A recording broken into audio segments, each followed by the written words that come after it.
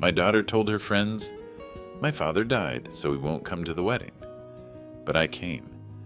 When I walked into the hall, the guests turned pale as if they had seen a ghost, and my daughter, seething with anger, threw a tomato at me. But when I took the microphone, everyone began to cry, not from grief, but from the shocking truth.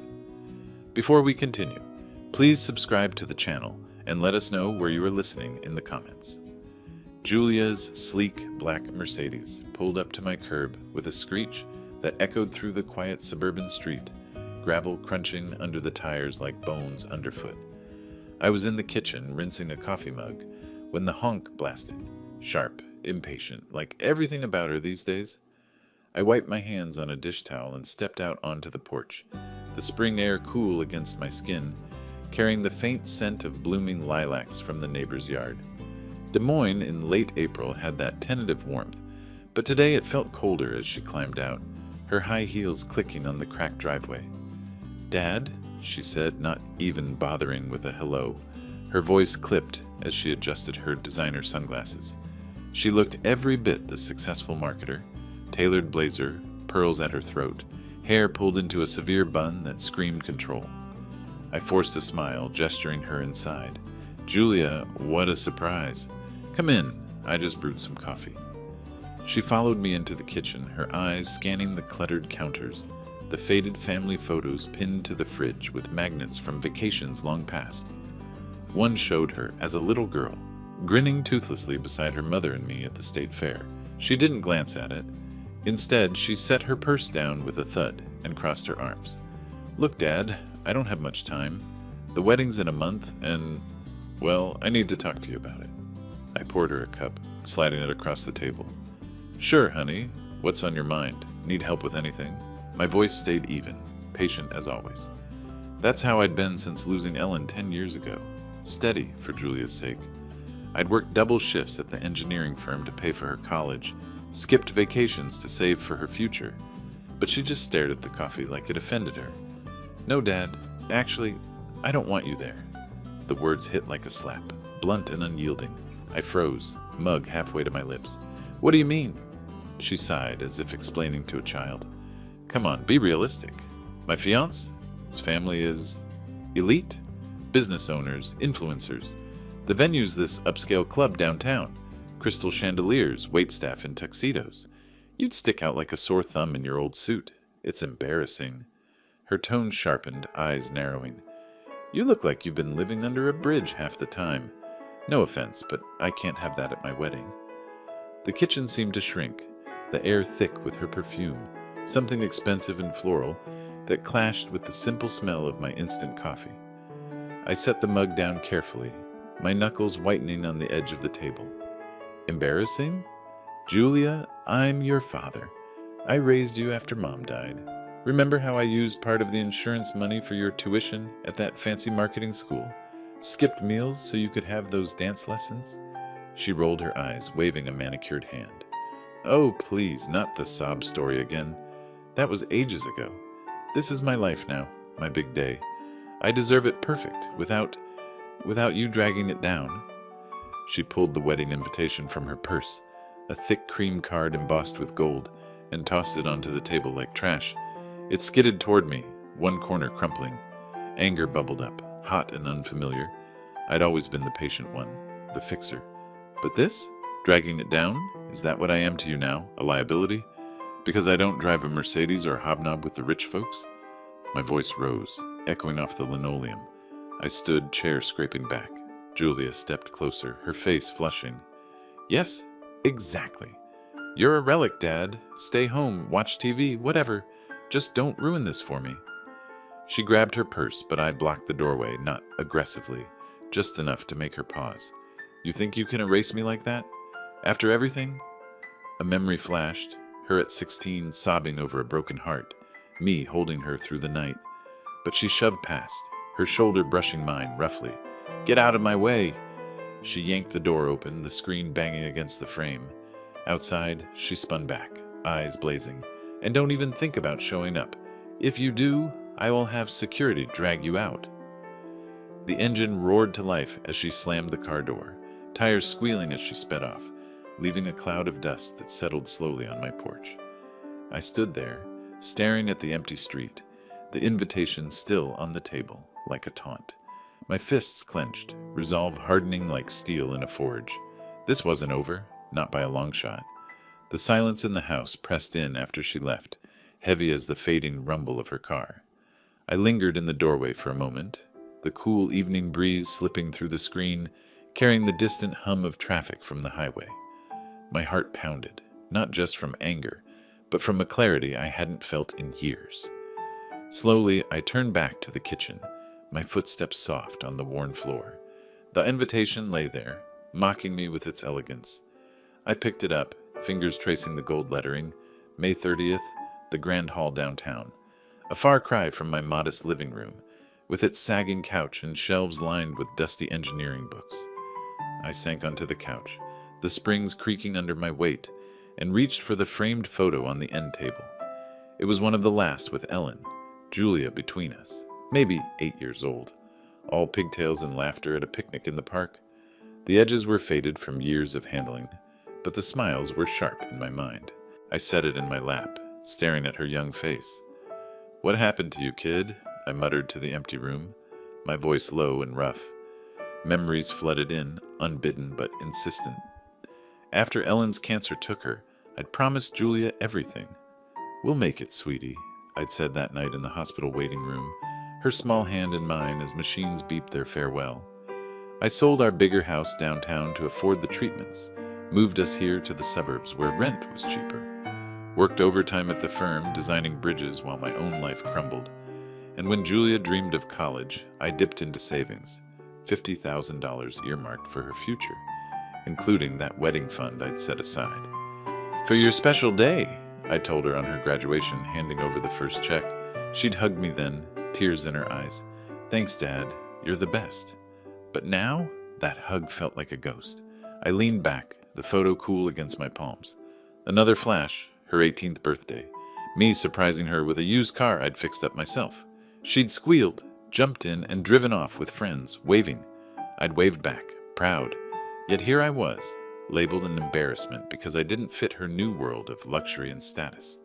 The anger simmered, but it shifted into something colder, more calculated. Justice, not just rage. She wanted to hide me? Fine. But I'd show up, uninvited, and make sure everyone saw the truth. I stood pacing the dim room as the sun dipped lower, casting long shadows across the carpet. From the drawer in the coffee table, I pulled out a notebook, old habit from engineering days, jotting schematics. Now it would hold a plan. I sat again, pen scratching paper. "Attend wedding," I wrote first, underlining it. Then, "gather proof," old letters, photos. Hints of her greed, her dismissals over the years, calls ignored, visits skipped, and that promise of the 50 grand. She'd hinted at it lately, as if entitled. No more. A doubt crept in, brief as a shadow. Was I being too harsh? She was my only child, the last piece of Ellen.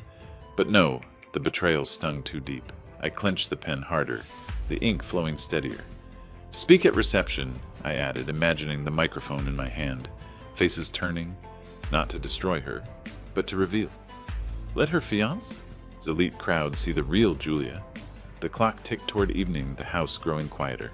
I folded the notebook, tucking it away, and headed to the bedroom, flicking off lights one by one.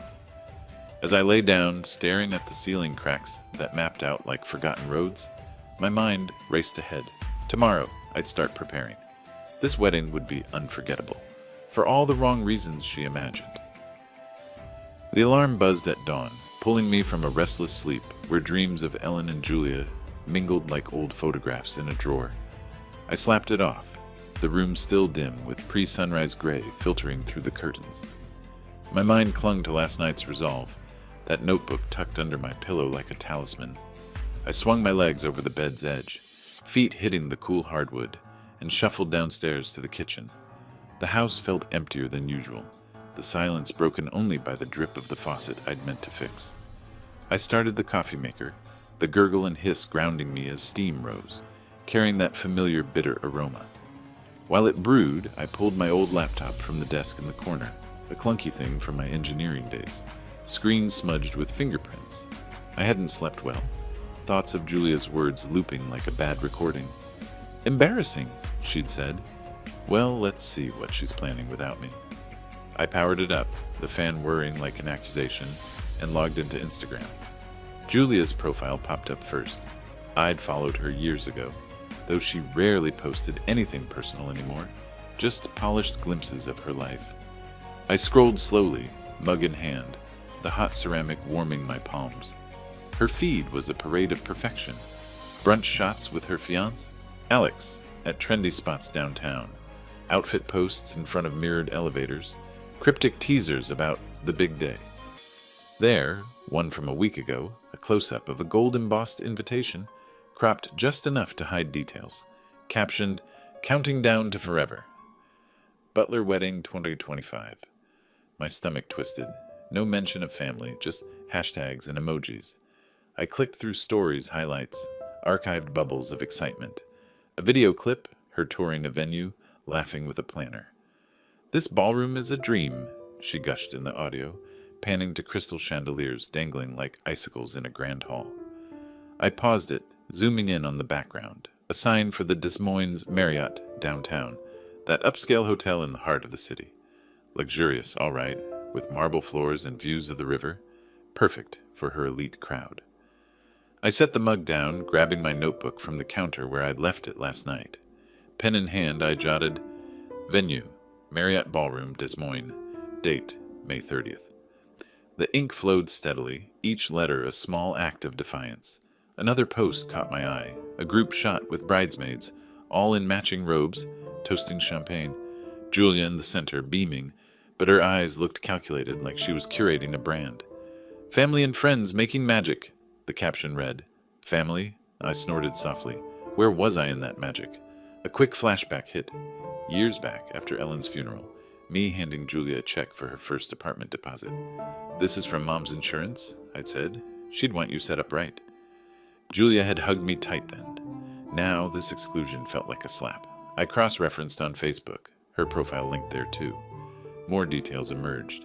A pinned event page, semi-private but visible to me. Guest list hints, RSVPs from Alex's business pals. No invite for Dad, of course. My fingers tightened on the mouse, clicking faster.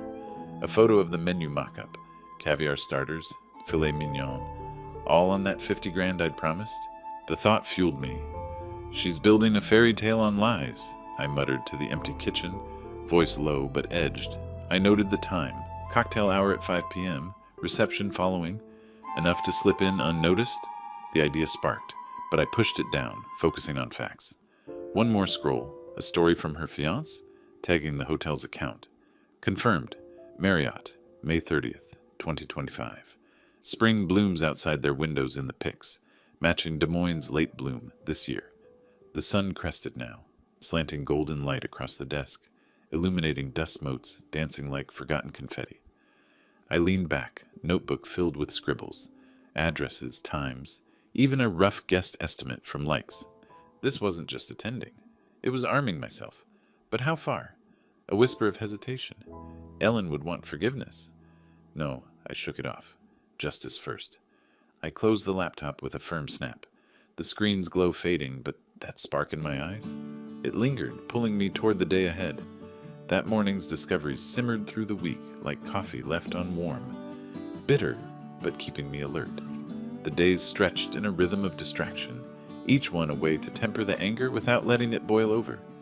After shutting the laptop, I'd stepped out for my usual loop around Grays Lake Park, the path winding past benches where families picnicked, their chatter a stark reminder of what I'd lost. I walked briskly, gravel crunching, replaying those Instagram images in my head, the plan fragments piecing together like one of my old blueprints. Back home, I busied myself with repairs, tightening that faucet. Finally, water splashing as I tested it, painting the porch rails white, the scent of fresh coat cutting the spring pollen in the air. I avoided the supermarket crowds, opting for quick drives to the hardware store, nodding at clerks without small talk. Evenings blurred into TV static and half-read books, my mind always circling back to May 30th. By early May, the lilacs had fully bloomed, their purple clusters nodding in the breeze as I hammered a loose board on the porch steps. The physical work helped, each nail driven in with a sharp thud, channeling the hurt into something solid. A memory surfaced mid-swing, Ellen and Margaret laughing over tea in this very yard, planning Julia's baby shower decades ago. Margaret had been a rock after the loss, checking in monthly, but I hadn't heard from her in weeks, maybe Julia's influence.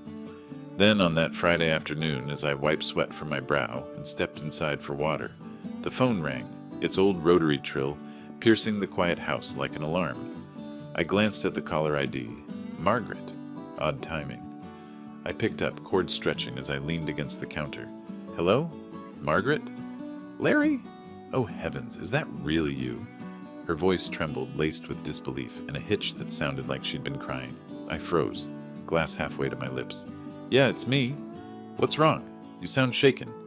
There was a pause, her breath shaky over the line. I thought you were gone. Dead. My daughter told me, said she heard it from Julia directly. Some accident, they said. I've been mourning, Larry. Sent flowers to your address, but no response. Why would she say that? The glass slipped from my hand, shattering on the tile with a crash that echoed my shock. Water splashed my shoes. Dead? Julia told that lie? My words came out clipped, fury rising like bile. A quick flash, Julia as a teen, Margaret baking cookies with Ellen while I fixed their car. Old bonds, now twisted. Margaret sighed, her tone softening with concern. Yes, hun. Julia called her last week, all casual like.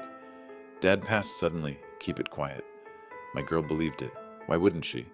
But I had to call, just in case. Are you all right? What on earth's going on? I gripped the counter, knuckles white, shards crunching underfoot as I shifted. I'm fine, Margaret. More than fine. Julia. She's ashamed of me. Didn't want me at her wedding, so she erased me. But this? Faking my death? My voice cracked slightly, then steadied. Please don't tell anyone I'm alive. Not yet. Let her web tangle a bit. She hesitated, then whispered, All right, if that's what you need. But be careful, Larry. This isn't like her. Or is it? Ellen would be heartbroken. Call if you need me. Her words hung warm with old friendship. Thanks. I will. I hung up, the click final. The kitchen spun for a moment, silence returning thicker now. Dead. She declared me dead to avoid the embarrassment. I paced the room, footsteps heavy, anger crystallizing into something sharper. A vow. She thought she could bury me. I'd rise at that wedding, truth in tow. But how to make it sting? Ideas flooded. The microphone. The guest's eyes. I stopped at the window, staring out at the park's green blur, my breath fogging the glass. I slammed the drawer shut after rummaging for my old address book, the wood rattling in the quiet kitchen where Margaret's words still echoed like a bad dream. Dead. Julia had painted me as gone, buried under her ambition. No more simmering. It was time to act.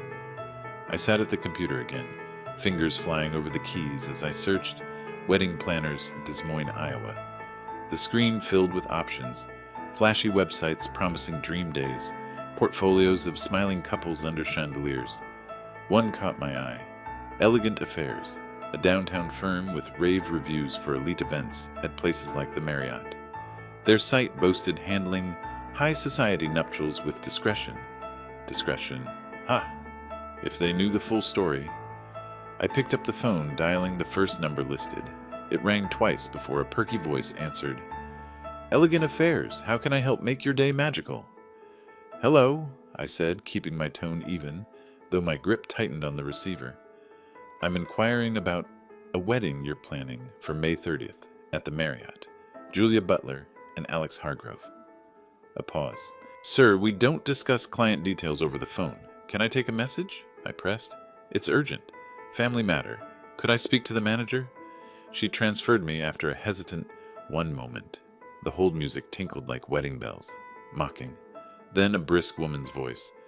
This is Carla, lead planner. How can I assist? I dove in, voice steady. Carla, my name's Larry Butler, Julia's father. I need to meet in person. It's about her contract. No details yet. Hook them in. She sighed audibly. We have a packed schedule, but fine, come by at 2 p.m. today. 500 Locust Street, Suite 300. See you then. I hung up, heart pounding. A quick glance at the clock. Noon. Time to move. I grabbed my keys, notebook tucked in my jacket, and headed out. The drive downtown took 20 minutes. Traffic light on the interstate, spring sun glinting off the Des Moines skyline, billboards zipped by, insurance ads, smiling families that twisted the knife. Parking in a garage nearby, I walked the bustling street, suits hurrying past coffee shops, the air humming with city energy. The office building loomed, glass facade reflecting clouds. I rode the elevator up, stomach nodding. Suite 300, elegant affairs, gold lettering on frosted glass. I pushed in, greeted by soft lighting and walls lined with framed wedding photos, gowns flowing like rivers, cakes towering.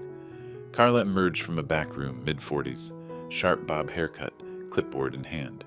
"Mr. Butler, follow me." She led to a conference room, sterile, with a long table scattered with fabric swatches and portfolios.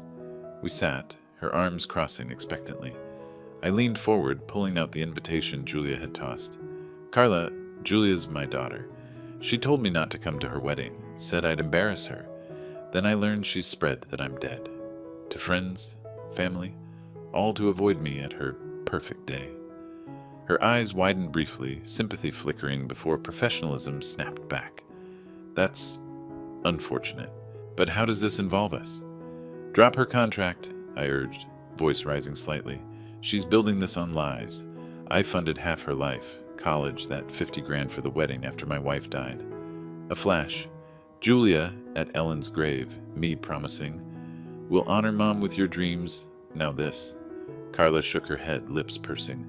"Mr. Butler, I'm sorry for your pain, truly. But contracts are binding. We've invested time.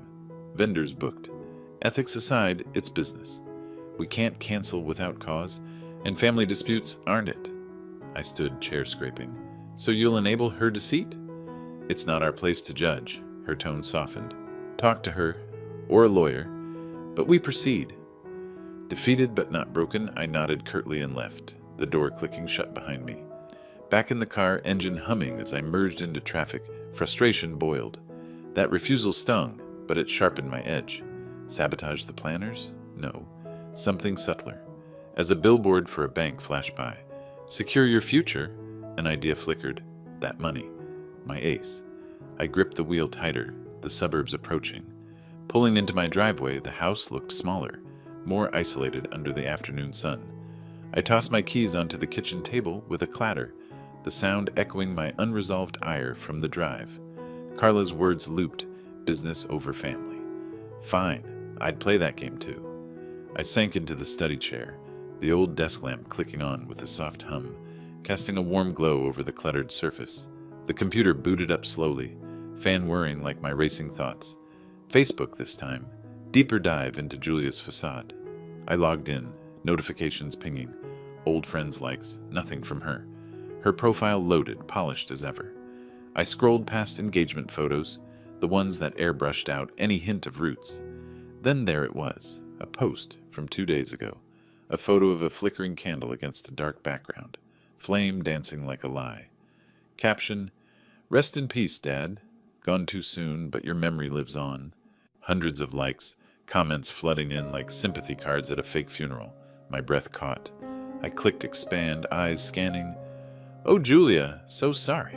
How did it happen?" From a cousin. "Thoughts and prayers," from Alex's sister. Questions piled.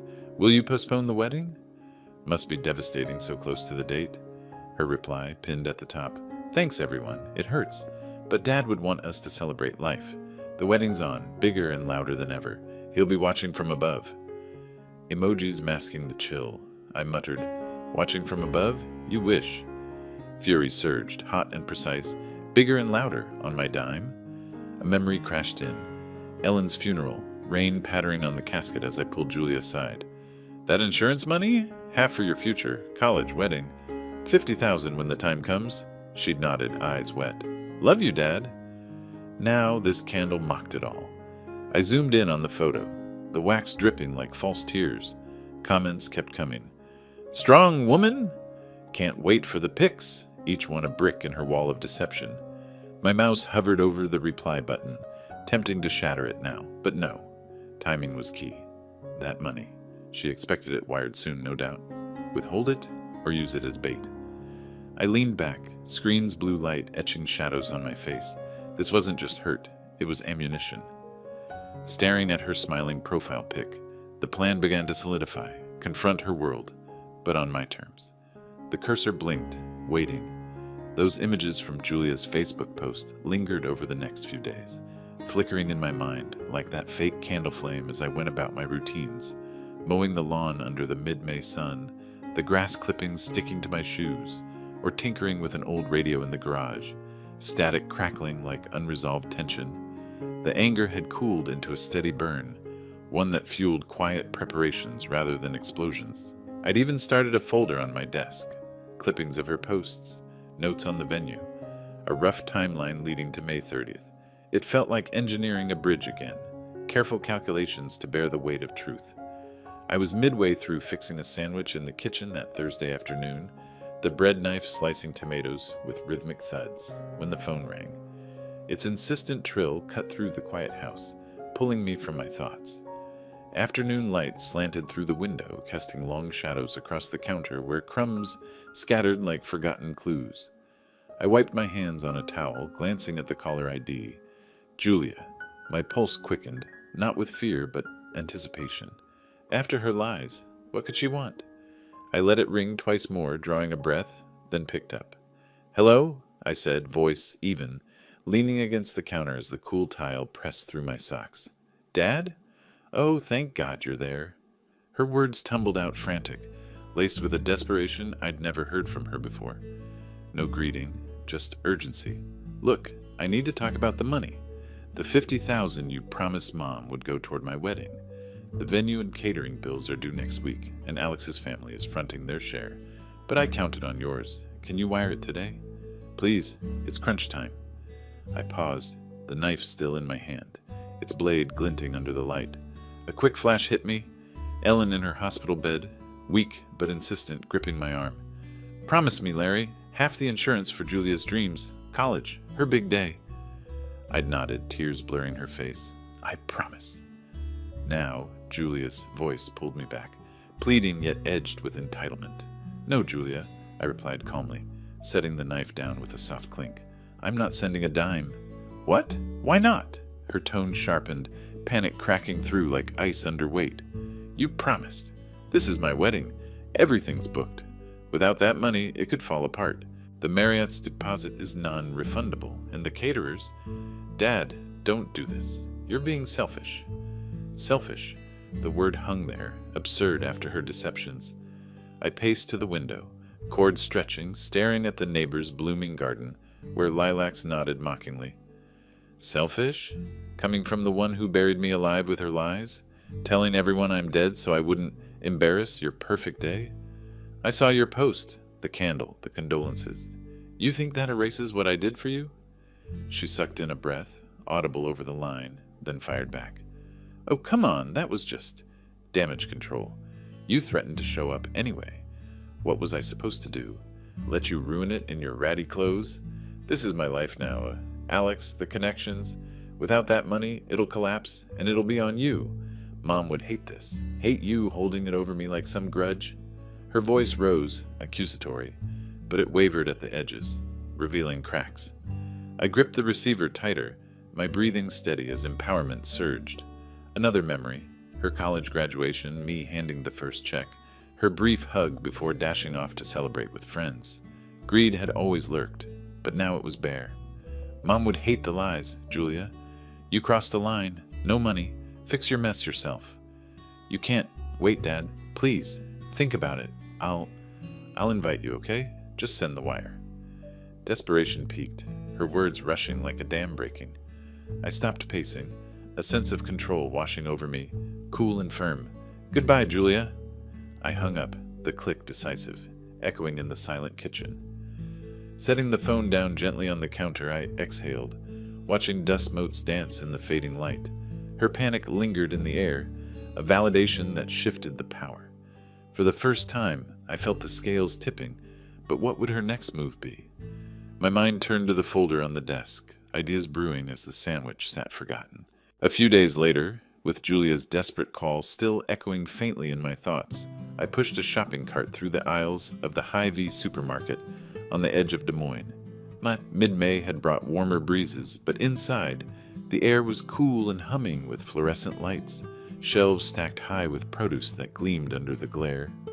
I was restocking basics, bread, milk, a few cans of soup, to keep my routines grounded amid the building storm. The cartwheels squeaked softly as I turned into the fruit section, reaching for a bunch of bananas, when a familiar voice stopped me cold. "Larry? Is that you?" I looked up, heart skipping. There stood Margaret, her silver hair tied back in a loose ponytail, a basket over her arm filled with apples and greens. She wore a simple cardigan over jeans, her eyes wide with surprise behind wire-rimmed glasses. The aisle bustled around us, shoppers chatting, a child whining nearby, but in that moment, it narrowed to just us. "Margaret," I said, a genuine smile breaking through despite everything. "What a coincidence. Been a while." She set her basket down, stepping closer for a quick hug that smelled of lavender soap, warm and reassuring. "More than a while. After our call, I half expected you'd vanished for real. What brings you out here?" "Just errands," I replied, gesturing to my cart. "Keeping busy. You?" "The usual. Groceries for one." She glanced around, lowering her voice. "Listen, we should catch up properly. Not here amid the melons. How about coffee? There's that little cafe downtown, Brewed Awakening, in 2 hours. I can finish up and meet you." I nodded, the idea appealing, a chance to talk without the phone's distance. "Sounds good. See you there." We parted with a wave, her cart rolling away as I finished shopping, mind already leaping ahead.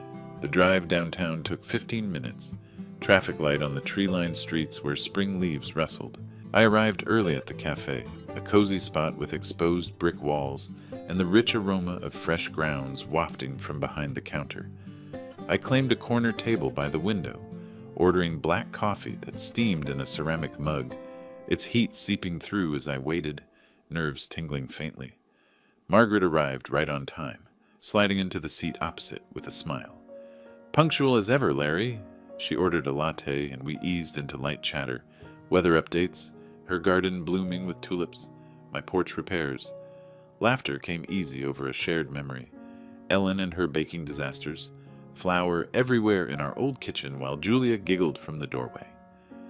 "Remember that pie crust that ended up like concrete?" Margaret chuckled, stirring her drink. Ellen swore she'd master it next time. I laughed too, the sound genuine, pulling me back to warmer days. But her expression shifted, growing serious as she set her spoon down with a soft clink. "All right, enough reminiscing. Why did Julia say you were gone? It shook me, Larry. Tell me the truth." I leaned forward, voice low amid the cafe's murmur of conversations and espresso machines, hissing. "It started with her visit last month. Pulled up in her fancy car, told me straight I wasn't invited to the wedding. Said I'd embarrass her in front of Alex's elite crowd. After everything I sacrificed, dipping into savings for her college, promising that 50 grand from Ellen's insurance for her big day. I recounted it all, the argument in the kitchen, her shoving past, the invitation tossed like garbage, discovering her lies to you and others, the planner's refusal, that Facebook candle post faking my death, and finally her panicky call, demanding the money. My firm, no. Each detail unfolded through measured words, her eyes widening with empathy, hand occasionally touching mine in silent support. Margaret listened, face clouding with concern, then outrage. "She faked your death? That's not just cruel, it's unhinged. Ellen would be devastated.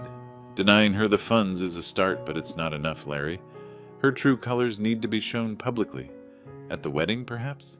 Let everyone see the real Julia, the one who discards family for status." I nodded slowly, the idea resonating, stirring that empowered spark. "You're right. I've been planning something similar. Expose it all, fair and square." We talked strategy briefly, subtle, not destructive, her support like a steady beam. As we finished, she hugged me again at the door. "You've got an ally here. Call any time." Driving home, the sun low and painting the suburbs golden, I gripped the wheel, alliance with Margaret fueling the plan like fresh blueprints. Ideas brewed stronger now, but Julia's desperation hinted at more confrontations ahead, the engine's hum carrying me toward whatever intrusion waited next. As the sun dipped lower, casting elongated shadows across the dashboard, My thoughts lingered on Margaret's words during the drive home, her outrage mirroring my own, solidifying the path ahead. The alliance felt like a quiet anchor in the storm Julia had brewed, ideas of exposure sharpening with each mile. The suburbs unfolded familiarly, tree-lined streets giving way to my quiet neighborhood, where lawns were neatly trimmed and evening dog walkers nodded in passing. I turned onto my street, the engine's hum fading as I approached the driveway, gravel crunching under tires like a warning. There, parked crookedly in front of my garage, sat Julia's black Mercedes, gleaming under the late afternoon light like an unwelcome intruder. My grip tightened on the wheel, satisfaction from the cafe evaporating into a jolt of wariness. What now? I pulled in beside it, killing the ignition, the sudden silence amplifying the tick of the cooling motor. Before I could unbuckle, she burst from her car, door slamming with a metallic thud that echoed down the street. Her face was flushed, makeup slightly smudged, as if she'd been crying or raging on the drive over. "Dad, finally! I've been waiting here for an hour!" she yelled, striding toward me as I stepped out, her heels grinding into the gravel. "You hang up on me like that? After everything? The bills are piling up. The caterers called today, threatening to pull out if we don't pay the balance. Alex's family is furious. They think I'm unreliable now. Give me the money, Dad. You owe me this." I closed the car door softly, keys jingling in my hand, her words battering like wind against a steady bridge. A brief flash. Julia at 10, demanding a new bike after breaking hers. Tears turning to tantrums, until Ellen caved. Patterns, always. I said nothing, just gestured toward the house, turning to unlock the front door. She followed, her voice pitching higher, frantic edges cracking through. "Please, Dad, I'm begging you. Without that 50 grand, the whole thing crumbles. Do you want that? To ruin my life because of some grudge? Mom promised it. It's mine by right." She grabbed my arm lightly as we stepped inside, the screen door creaking behind us, the familiar scent of wood polish clashing with her expensive perfume. The living room felt smaller with her energy filling it, photos on the walls staring like silent witnesses. I pulled away gently, moving to the desk in the corner where my folder lay hidden under papers. Her pleas continued, a barrage of accusations and entreaties. "You're heartless. All those years I put up with your boring life, and now you sabotage my happiness. Alex might call it off. His parents are whispering already. Just wire it or hand it over. I drove all this way." Silence was my shield, each word from her fueling my resolve. I reached into the drawer, fingers brushing the envelope I'd prepared earlier that week. A thick one, sealed, with her name scrawled on it. It felt heavy in my hand, promising yet deceptive. I turned, holding it out without a word. Her eyes widened, snatching it greedily, tearing the flap open to peek inside. The next day, my phone buzzed with a text from her. "Deposited. Thanks." I smirked, knowing the bank would flag the check within days. Invalid account numbers, a deliberate error I'd ensured with a call to my old bank contact. She'd learn soon enough, but not before her plans spiraled. This is it?" she muttered, relief flickering before suspicion narrowed her gaze. But desperation won. She stuffed it into her purse. "About time. Don't think this fixes anything. You're still not coming." "Go," I said simply, voice flat, pointing to the door. She huffed, spinning on her heel, the envelope crinkling in her bag. "Fine. Stay in your hole." The door banged shut behind her, engine roaring to life outside, tires spitting gravel as she sped away. I stood at the window, curtains parted slightly, watching her taillights fade into the dusk. Quiet satisfaction bloomed, cool and calculated like the first draft of a flawless blueprint. But satisfaction carried questions. What would she do when the truth hit? The house settled around me, shadows lengthening as the weeks ahead promised their own revelations. The following weeks passed in deliberate quiet, a measured build-up where I avoided Julia's frantic texts. 10 missed calls one day, voicemails alternating between pleas and threats, but I let them ring, focusing instead on routines that grounded me. Mornings at Gray's Lake Park, walks turning contemplative as I refined the plan in my notebook. Guest reactions, timing for entry, words that would cut clean without cruelty. Afternoons in the garage, polishing that old suit from Ellen's funeral, musty at first but ironed crisp, a symbol of roots she couldn't erase. Evenings with Margaret over phone calls, her encouragement like steady reinforcement. Make it count, Larry, for Ellen. No more intrusions. Julia went silent after cashing what she thought was the check, her social posts ramping up with wedding hype, oblivious to the forgery I'd slipped in, a bounced promise, just like hers. By May 30th, the day arrived crisp and clear, late spring sun warming Des Moines as I stood before the mirror in my bedroom, adjusting the tie that felt like armor. The suit hung a bit loose from skipped meals, but it fit the man I'd become, resolute, not vengeful.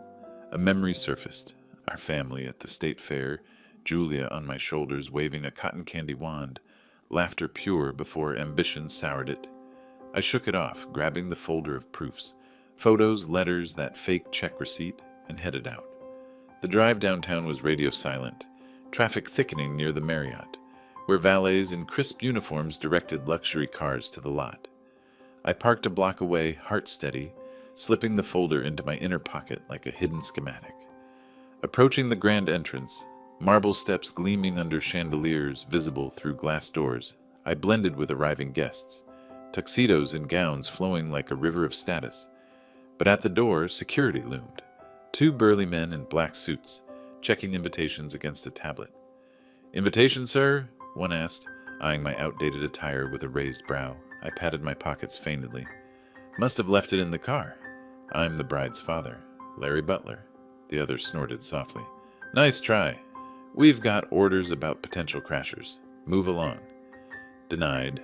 My pulse quickened, but I nodded calmly, stepping aside as a caterer's van pulled up nearby, workers unloading trays through a side service door. Opportunity. I circled casually, waiting for a distraction, a spilled crate drawing their eyes, then slipped behind a rolling cart, ducking into the kitchen amid clanging pots and steam. Heart pounding now, I weaved through, emerging into a hallway that led to the ballroom. The doors swung open to opulence, crystal chandeliers casting prisms on white-clothed tables, laden with floral centerpieces, guests mingling with champagne flutes, laughter tinkling like fragile glass. Cocktail hour buzzed, but as I stepped in, heads turned. A woman nearby gasped, her glass trembling. "That's Larry, but he's dead." Whispers rippled like a wave. "The father? Alive?" Julia said, "Accident." Faces paled, eyes darting to the front, where Julia stood in her ivory gown, beaming beside Alex, until she spotted me. Her smile froze, color draining, then flushing red with rage. "Dad, what the hell are you doing here?" she hissed, striding forward, voice rising to a yell that silenced the room. "Security! Get him out! He's ruining everything! I told you not to come!" Guests murmured louder, "Is that really him?" She said he passed. Why lie? She grabbed a tomato from a nearby salad display, impulsively hurling it at me, the red orb arcing through the air, splattering against my suit with a wet smack. Chaos erupted. Gasps, a few laughs, but I stood firm, wiping the juice from my lapel, eyes locked on hers, the microphone at the reception table calling like destiny. The tomato juice dripped down my lapel, warm and sticky, but I didn't flinch, just brushed it off with a deliberate swipe of my hand, the tangy scent cutting through the floral perfume of the room. Chaos swirled, guests whispering frantically, security edging closer, but I locked eyes with Julia, her face twisted in fury, and felt a steady calm settle like the foundation of a well-built bridge. No retreat. This was the moment.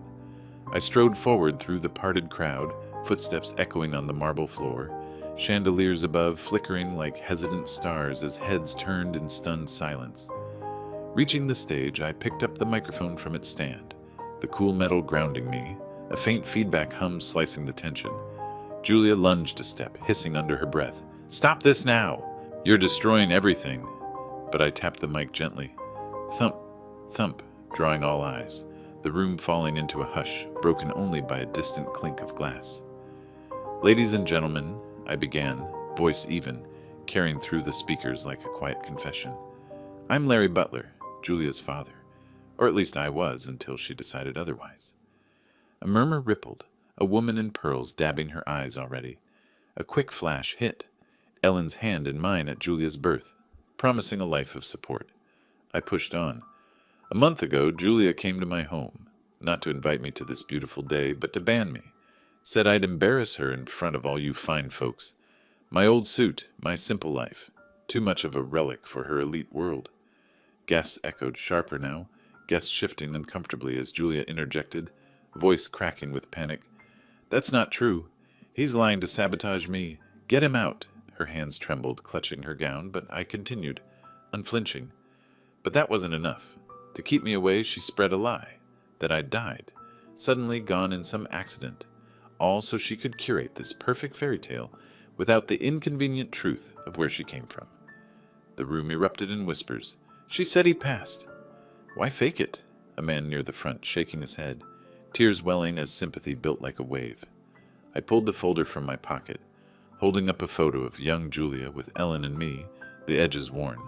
I raised her alone after losing my wife, cashed in retirement for her college, skipped meals for her dreams, and that $50,000 for this wedding? From her mother's insurance promised long ago. Julia's face paled further, stepping closer to the stage, desperation pitching her tone higher. Dad, please, don't do this here. Everyone, he's just bitter. But the crowd leaned in, a few sobs audible now, handkerchiefs emerging from pockets. I leaned into the mic, voice dropping for impact. She begged for that money, thinking it would buy her silence. But here's the truth. She was so greedy, she didn't even check. That check I gave her, counterfeit, deliberately fake, drawn on an account that doesn't exist. The bank flagged them days after she deposited, unraveling her plans while she scrambled to cover the shortfall. The revelation hit like a thunderclap. Gasps turned to outright cries, guests turning to Julia with looks of betrayal. One woman murmuring, "How could she?" Julia froze, then wailed, "No, it's real. I deposited it. This can't. Alex, help!" Her fiancé stood rigid, face ashen, the elite facade cracking under the weight. I set the microphone down with a soft click, the hum fading, and turned, walking off the stage amid the emotional storm. Tears flowing freely now, sympathetic nods following me. Julia's sobs echoed behind, but I didn't look back, pushing through the doors as the fallout swelled. Stepping into the cool night air, the Marriott's lights blurring behind me, a wave of catharsis washed over, clean and final, like rain after a long drought. But as I reached my car, the engine turning over with a familiar rumble, echoes of her cries lingered, pulling thoughts to what dawn might bring. Sunrise filtered through the curtains the next morning, May 31st, casting a soft glow on the bedroom floor where I'd tossed my stained suit the night before. I rose slowly, muscles aching from the tension, but mind clearer than it had been in months. The drive home had been quiet, city lights streaking past as I replayed the speech in my head, not with regret, but a measured peace. Justice served, fair and square. I shuffled to the kitchen, brewing coffee, the gurgle filling the silence as steam rose, carrying that bitter comfort. No calls overnight. Julia's world was likely imploding on its own. After a simple breakfast, toast crunching under my knife, I sat at the desk in the living room, the old laptop whirring to life, screen illuminating dust motes like tiny witnesses. Curiosity tugged. What ripples had I caused? I typed Des Moines wedding scandal into the search bar, fingers hesitant but firm.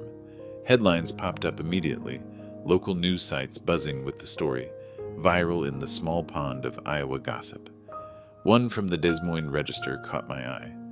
Father's dramatic return from the dead upends high society wedding. I clicked, scrolling through the article, words leaping out like accusations turned truths.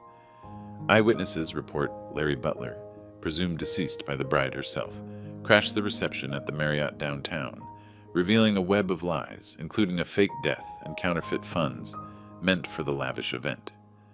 A journalist guest had captured it all, video snippets embedded, my voice steady over the mic, guests' faces shifting from shock to tears. Comments flooded below, heartbreaking. That poor man gave everything. Julia's exposed, serves her right for the deceit. Satisfaction bloomed, warm in my chest, like the first light confirming the blueprint's success. Finally, she'd felt the sting of dismissal, treated as disposable, just as she'd done to me. But as I read on, details of the fallout stirred something quieter. Julia fleeing the venue in tears, Alex's family distancing themselves, payments bouncing as vendors clamored. A flash hit, her as a child, clinging to me after a nightmare, whispering, "I love you, Daddy." Sorrow tugged, bittersweet, the last tie to Ellen Frayne forever. Was justice worth the void? I leaned back, sighing softly, the screen's glow reflecting in my eyes. Another sight echoed it. Viral video. Dad's poignant speech shatters bride's facade. With quotes from attendees, "He spoke with such dignity, I was in tears." Empowerment lingered, but so did the ache of family lost, bridges burned by her greed. I closed the laptop with a click, the room falling silent again, and reached for the faded photo on the desk, us three at the picnic, smiles frozen in time. Gazing at it, resolve settled, like dusk. Bittersweet, final, with questions of tomorrow, whispering in the quiet. If you like this story, please like this video, subscribe to the channel, and share your impressions of this story in the comments. To listen to the next story, click on the box on the left. Thank you for watching,